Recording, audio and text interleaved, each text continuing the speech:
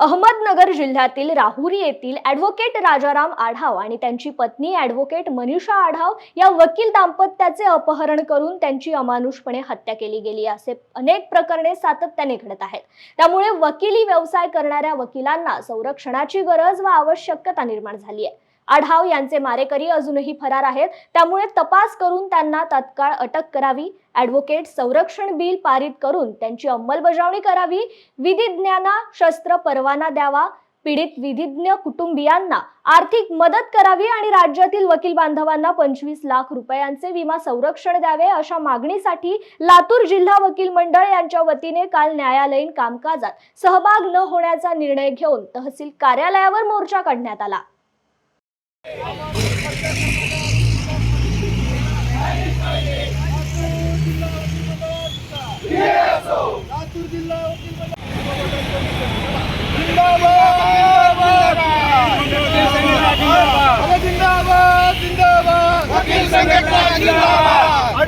आढावांच्या मारेकरांना